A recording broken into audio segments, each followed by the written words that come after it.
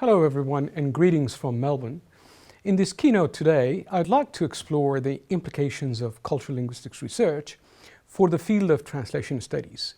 I think research in the newly developed field of cultural linguistics has some significant implications for translation studies and in particular for the notion of equivalence. I'll start my talk by briefly introducing the field of cultural linguistics, and then I will focus on unpacking cultural conceptualizations behind the notions of خوشبختی or happiness and baxt, fate, luck, comparing them with conceptualizations of happiness in Anglo-based varieties of English. The main question is the extent to which we can focus on or achieve equivalence during the process of translation when there are conceptual differences between lexical items across the source language and the target language. Now, I'd like to start by defining cultural linguistics, but before that I have to mention that this talk is based on an article that I have co-authored with one of my PhD students, Ms. Bagheri, which we are in the process of collecting a bit more data, and hopefully the paper will be written in complete format. So, cultural linguistics, definition of cultural linguistics. Cultural linguistics is a multidisciplinary area of research that explores the relationship between language and cultural conceptualizations. And by cultural conceptualizations here, I'm referring to conceptual units such as cultural schemas, cultural categories, and cultural conceptual metaphors. It's the study of language and culture, of course, is nothing new. It dates back to the 18th century at least. But the exploration of language and cultural conceptualization in this particular focus and within the framework that I have developed in the last 10 years is a pretty new field of inquiry. Cultural linguistics draws on several different disciplines, including cognitive psychology, cognitive linguistics, anthropological linguistics, complexity science, distributed cognition, but also it draws on applied data from applied linguistics areas such as cross-cultural pragmatics, intercultural communication, and world Englishes to enrich its analytical framework.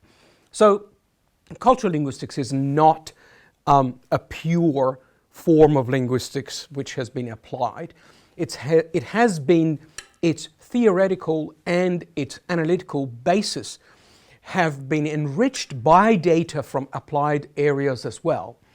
So the theoretical framework and the analytical framework for cultural linguistics have been incorporated in my 2011 book, which is titled Cultural Conceptualizations and Language, Theoretical Framework and Applications. In terms of the theoretical framework, cultural linguistics, the theoretical framework of what I have called cultural cognition, cultural conceptualizations and language, basically explores the relationship between language and cultural conceptualizations in relation to the broader concept of cultural cognition. That is the theoretical framework for cultural linguistics, and of course, I'm not going to go into details. There are publications of mine which elaborate on this. I have drawn on complexity science and the notion of complex adaptive systems in order to theorize cultural cognition. What is very important, I think, at the theoretical level is the understanding that cultural linguistics does not use the notion of culture as a technical term, but instead relies on the notions of cultural cognition and cultural conceptualizations, and from the very beginning, it acknowledges that cultural conceptualizations and cultural cognition are not homogeneous systems shared by the members of a speech community, but they are distributed in a heterogeneous fashion across the members of a speech community. So it basically distances itself from the essentialist forces that were associated with the notion of culture, which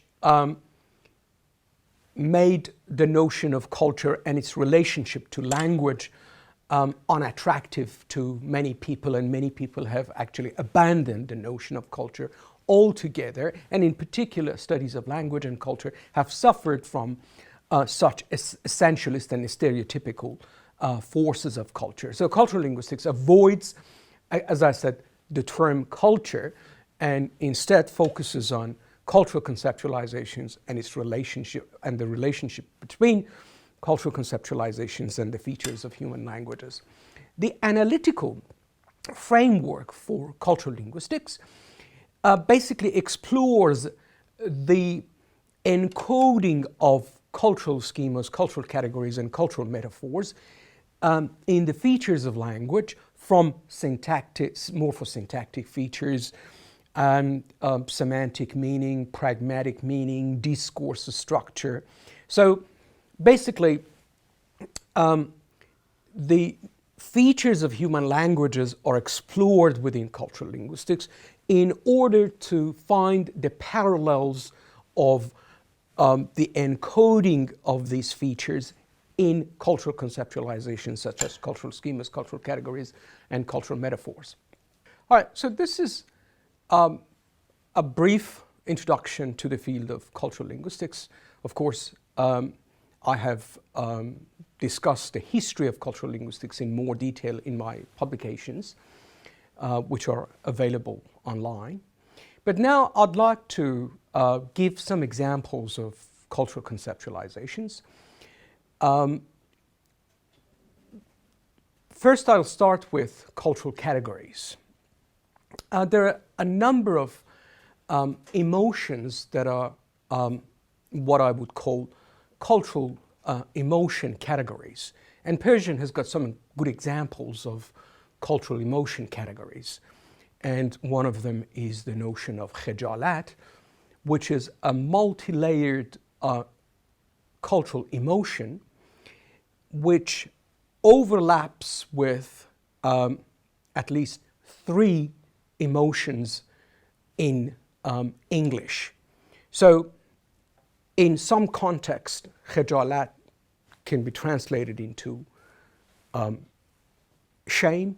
In some contexts, it can be translated into shyness, and in some contexts, it can be translated into embarrassment. So this particular cultural emotion category is, as I said, multi-layered, is multifaceted, very complex, and overlaps with three different cultural emotion categories in English.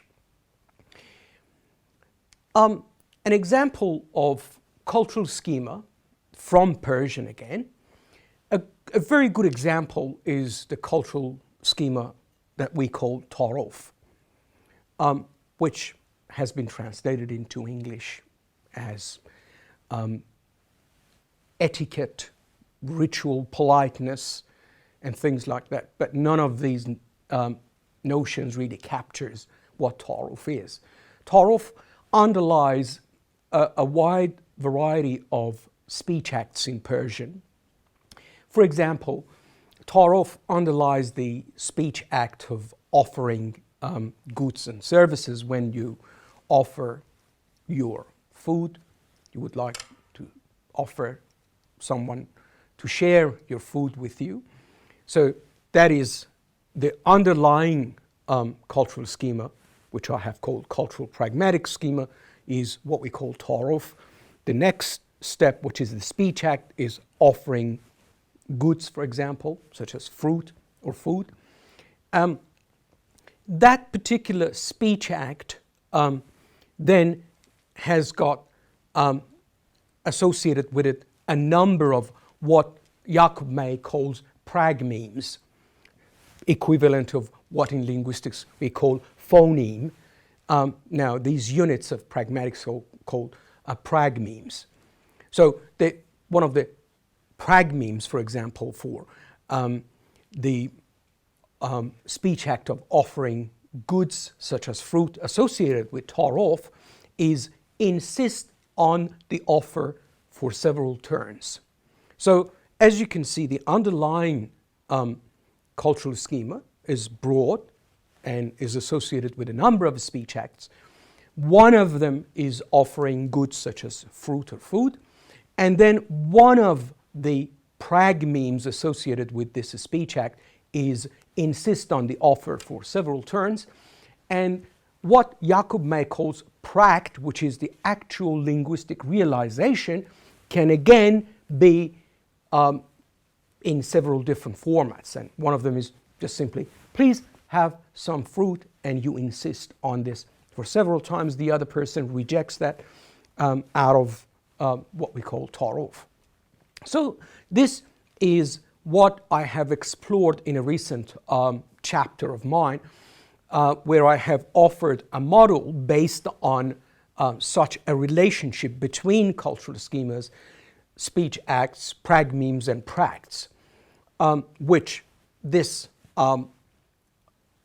diagram here tries to represent, that the underlying level is the cultural pragmatic schema, and then you've got the speech act, and then you've got the pragmeme, and then you've got the pract. So this is a new model for exploring speech acts associated with particular cultural schemas, and then realized in a number of pragmemes, and then a number of linguistic practs.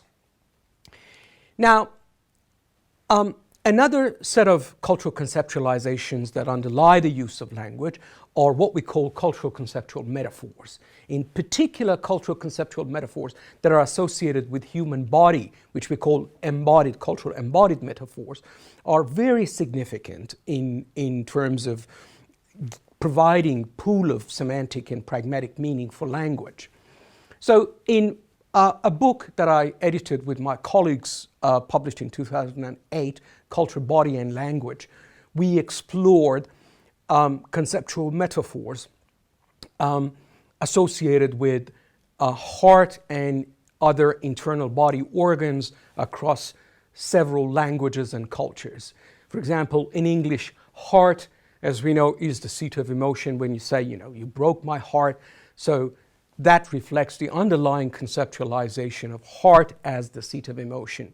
Interestingly, in languages such as Malay and Bahasa Indonesian, it's the hati, which traditionally meant liver, which is the seat of emotions.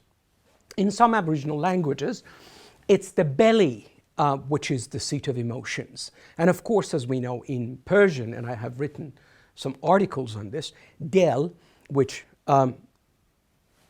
physiologically refers to the abdomen area, but figuratively refers to the heart, is the seat of emotions, desire, mood, passion, memories, personality, and many other aspects of human experience.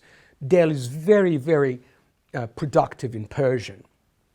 As I mentioned before, cultural linguistics from the beginning has had a very significant focus on the benefits of its analytical framework for more applied areas, and in fact has benefited so much from data from applied linguistics areas such as world Englishes, intercultural communication, cross-cultural pragmatics, and teaching of English as an international language and language and politics. So applied cultural linguistics and cultural linguistics, they really go hand in hand in terms of one provides analytical tools for the exploration of the applied areas, and the other one provides very rich data which helps in terms of the development of cultural linguistics as a multidisciplinary field of research. So the book Applied Cultural Linguistics, which was published in 2007, includes papers that explore areas from second language learning to intercultural communication and world Englishes. But of course, since then, cultural linguistics has been applied, has been used in applied linguistics areas in a variety of fields. All right, now this, against the backdrop of this brief introduction about cultural linguistics, I'd like to now focus on cultural linguistics and translation, the implications of cultural linguistics research for the field of translation studies, as I said. So one of the challenges in the area of translation is rendering underlying cultural conceptualizations from L1 to the target language. And so this has created a kind of need for explorations of the concept of equivalence, that of course we have seen a lot of models and definitions of what people have proposed called formal equivalence, dynamic equivalence, textual equivalence, pragmatic equivalence, functional equivalence. So I don't want to go into the details of this, but what I would like to do is to focus on a couple of concepts in Persian, to unpack them conceptually, and eventually to see if we can really achieve equivalence in the process of translation. As I said, the focus here is on the concept of خوشبختی, or happiness in Persian, which is composed of two elements, which is خوش, means nice, and baxt means fate or luck. And I'll talk about this in a second. But before that, just as a kind of a background, there have been a lot of studies of emotions across languages and cultures, and in particular, a special issue of the International Journal of Language and Culture, which I'm editing, was dedicated to studies of happiness and pain across several languages and cultures. In that particular special issue, scholars have explored the concept of happiness and pain across various languages. For example, in Danish, the concept of happiness, the author observes that it's mainly associated with living in the moment and appreciating very small things in life. Whereas in Chinese, the concept of happiness is associated with the feelings of loving and being loved by family members and, of course, in romantic relationships. In Anglophone cultures, as Goddard and Wierzbicka note, happiness is mainly associated with a state in which an individual experiences good feelings or positive feelings for a while because of what is happening to the individual as a result of their personal pursuits. Now, in terms of etymology, خوشبختی in Persian goes back to the old Indo-Iranian language, in which we have the root of the word is the word bag, which meant divide or share. The same word bag is the root for the old Persian baga, which meant portion or God, the person who gives you your share in life, or allotter, that's what we call. The same word, again, is the root for the Middle Persian word of bakhshesh, or tipping, or charitable giving. And Also, the same word is the root for the new Persian word bakhshish. So the old root for the word bakhshish is actually bag, which is the same root for the word bacht today. In terms of the meaning of the word bag in the old Indo-Iranian, Encyclopedia Iranica refers to the old Zoroastrian text, and it says, bacht forms part of a whole group of Iranian words which refer to the effect of superior forces on the destinies of people. So in Sassanid Zoroastrianism, the power of fate or the notion of destiny allotted to man is quite prominent. That's what the text says. And numerous literary allusions to this idea can be quoted.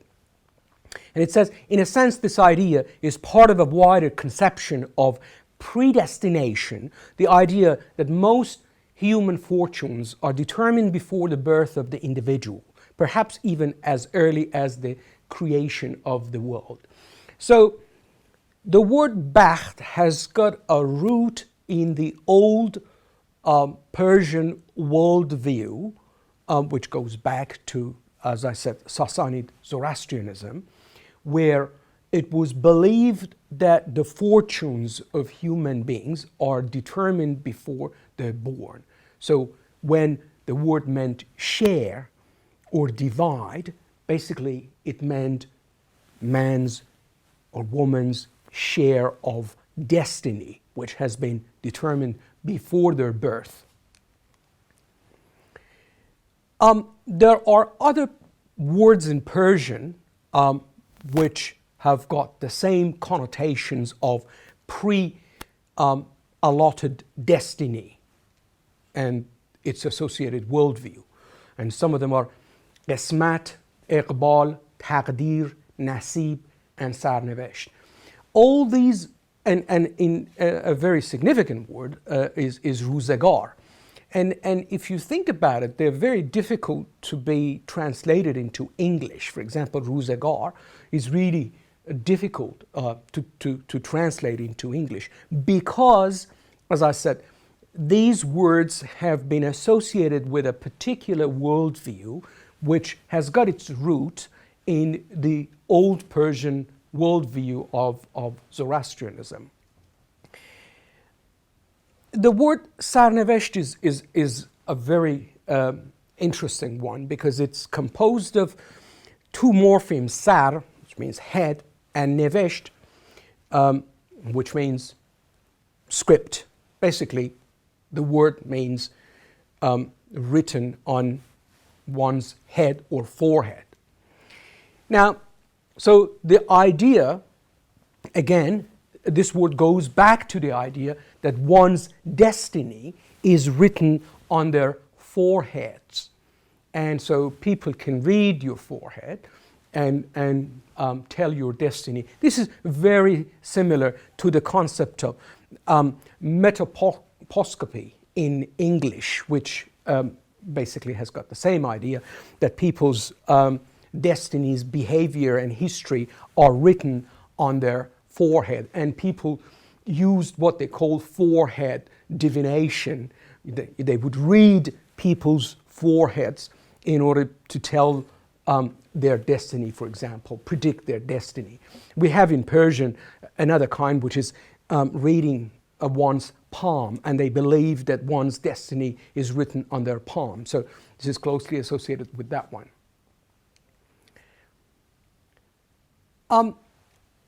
In contemporary Persian, however, the word bacht is mainly associated with married life or fate in married life. So it does mean fate or destiny, but it's largely associated with fate in married life. So historically speaking, it sounds like, the concept of bacht has changed from pre-allotted fate in the general sense of of the fate that God has determined in advance for human beings, to predestined fate mainly associated with marriage. So there seems to have taken place a conceptual shift from the general sense of human's fate as determined before birth to sort of a more narrower and or more focused sense of fate in married life. Now, if we look at the number of words in Persian, they tell us a bit more about this conceptual unpacking of the word. So, as I said, the word خوشبخت, of course, means happy. The word baxt is ill-fated or miserable. They have a general meaning as well as a more specific meaning, which is associated with a married life. Baxt boland, which means a long fate, means basically happy and lucky in married life. Dame bacht, which means on the verge of fate, is used to refer to a girl who is about to get married, on the verge of getting married, basically. Khane bacht, which means house of fate, the expression basically refers to marriage. So a girl going to the house of fate, or khane bacht, basically means getting married. Shotor bacht, camel of fate, this is an interesting one. Basically, it means luck in getting married. And we have an expression, we say, the camel of fate has kneeled in front of the door of this person's house. So that means the person is lucky to have found, for example, to have found a very good husband. In Persian ancient folk epic, this camel belonged to a king. It's a strong camel. It's got a long neck. It's red.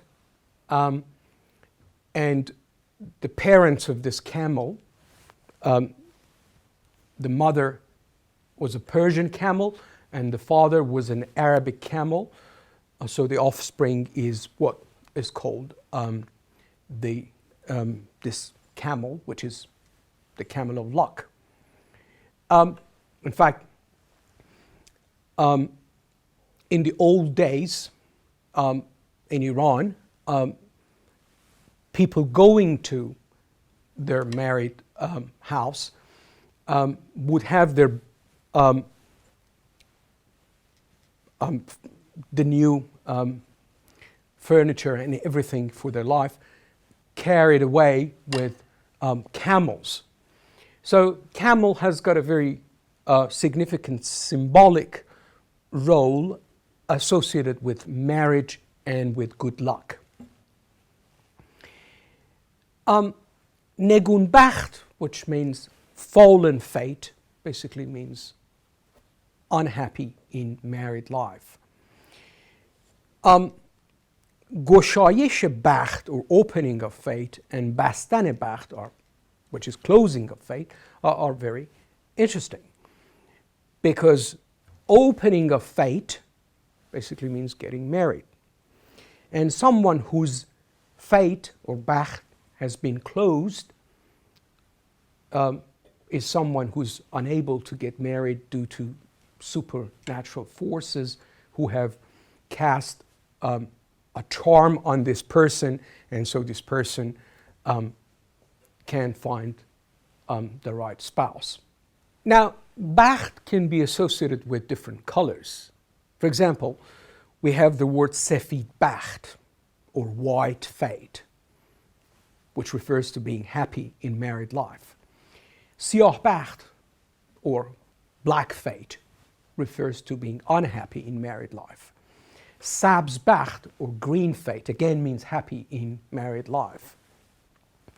tire bacht or dark fate basically means ill-fated in the general sense of the word. Xoshbaxti or blind fate refers to, again, ill-fated, but in the general sense of the word. Xoshbaxti, salty fate, means ill-fated. This one, I think, is associated with a cultural schema in Persian where someone who has got destructive powers and can cast damaging charms on other people, particularly as a result of jealousy, is called to have salty eyes or cheshmeshur. And I think the idea is that this person has cast some charm on a girl, and so this girl is not finding a husband, so that's what we refer to as xoshbaxti. So salt has got a very significant place in general in Persian language. It has many different meanings and conceptualizations associated with it. But this particular one is like a, as I said, a charm which has been casted on someone's fate. Lebas sefid bacht, or dress white fate, basically refers to bride's wedding dress, or even we call it just simply lebas bacht, or the dress of fate. And wearing, metaphorically, wearing this white dress of fate basically means getting married. Now, in terms of the cultural conceptualizations underlying some of these expressions that we have just reviewed, sefid bacht and sabz bacht, color, sound to reflect conceptualization of happy married life is having a white fate or green fate. The conceptualization underlying siyah bacht or black fate is unhappy married life is having a black fate. Bacht Boland reflects the conceptualization of long as good and or lucky. This is also reflected in the expression that we say lucky people have got high foreheads. So again, the conceptualization of forehead and of course long have been blended into meaning someone who's got high foreheads is very lucky. I mentioned this one before, xoshbaxti, which means opening of fate, reflects the conceptualization of getting married is opening of one's fate. And so someone who is not having luck in finding a husband is said to have their fate closed, which basically means someone has cast charms on the fate or the bacht of this person. That's why this person is not able to find a husband, for example. And people actually go and seek particular cures, for example, from particular healers, or particular praise for opening of the fate of people.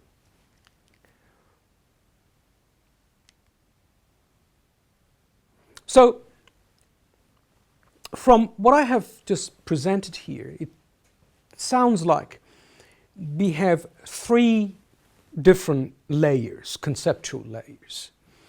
One is the underlying worldview and the belief, the very ancient belief that human fortunes are determined before the birth of the individual. So this is, of course, not just specific to Persian. In several other cultures, we see the same idea of pre-allotted destiny. But of course, again, as I said, this is in particular seems to underlie the words for happiness and fate in Persian. So that's the underlying level, which is the worldview.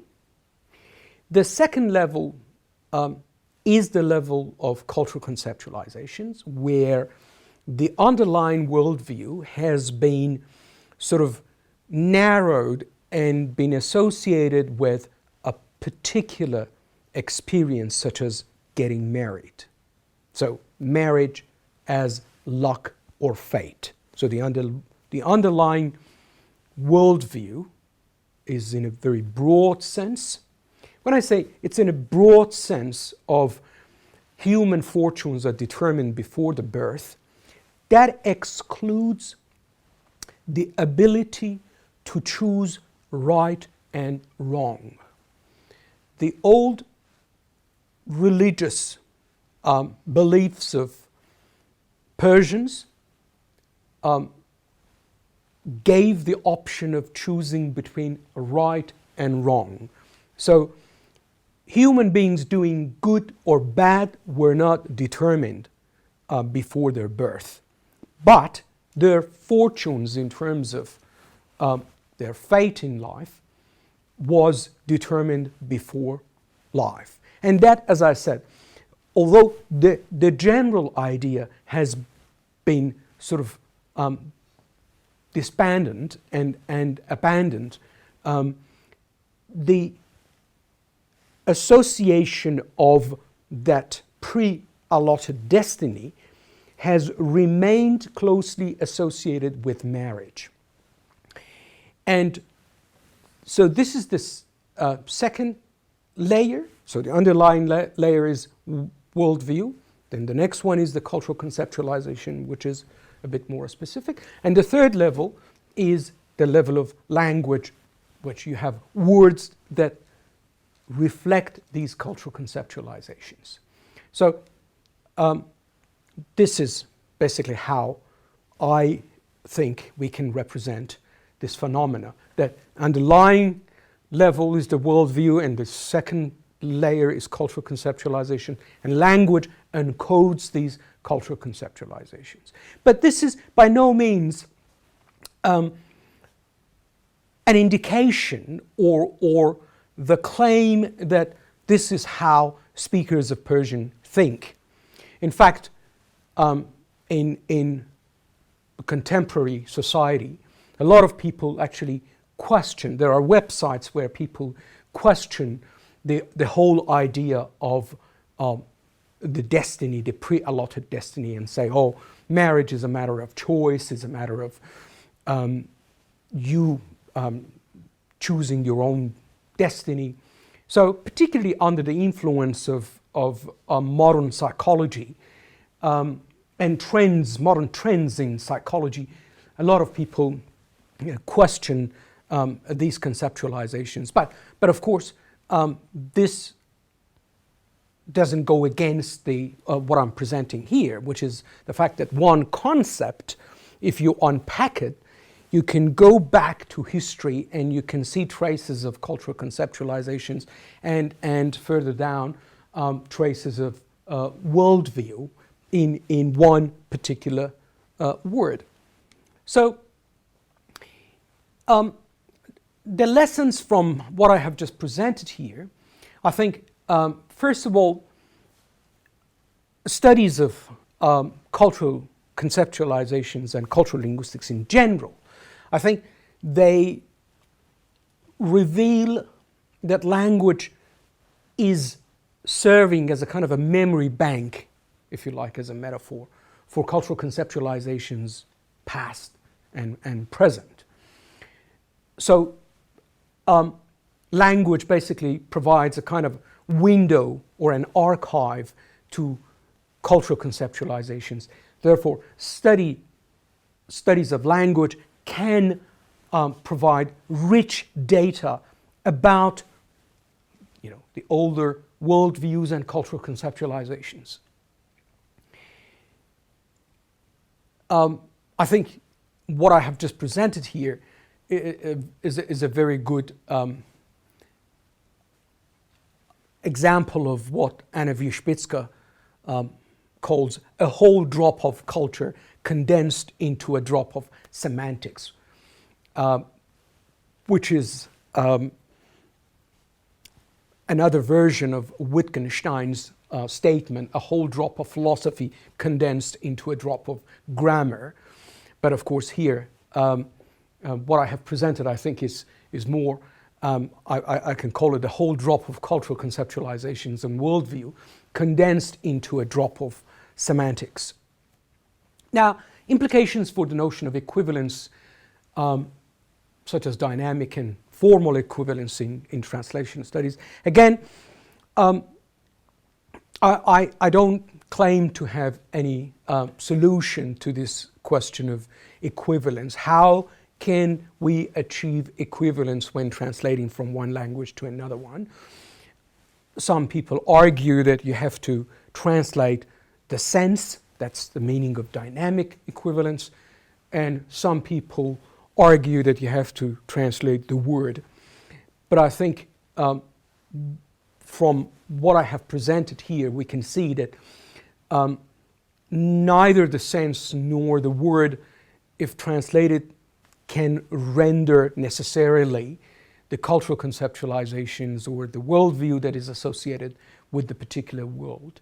So I think all I can say is that we need to pay closer attention to the conceptual aspect of translation, particularly conceptual dimensions that are culturally constructed. And that's where cultural linguistics can make some contributions. Now, cultural linguistics, at the moment, just for the information of the audience, in terms of the recent advancements in the field of cultural linguistics, there's now the International Journal of Language and Culture, which was launched in 2013 by John Benjamins. Recently, Routledge published the Routledge Handbook of Language and Culture, the first handbook of language and culture published ever. Recently, Springer, the second biggest publisher in the world, launched a new book series with the name Cultural Linguistics, and there are already 3 books being prepared to be published by Springer on cultural linguistics. In particular, there is a book that I'm editing called Advances in Cultural Linguistics, and on my webpage you can see the abstracts of the contributions to the book. It's a book with more than 32 chapters on a variety of topics in cultural linguistics. And of course, we have the first International Conference of Cultural Linguistics this year in 2016 in July in Prato in Italy. Cultural linguistics has also, as I mentioned before, has been productively applied to the studies of teaching English as an international language. I don't have the time to go into that, but the concept of metacultural competence is proving to be very popular among some scholars. So there are studies that I have recently published. People can refer to that notion of metacultural competence, which is very productive for particularly intercultural communication as well. So this is the competence that enables interlocutors to communicate and negotiate their cultural conceptualizations during intercultural communication. So with that, I end this talk, and thank you for listening.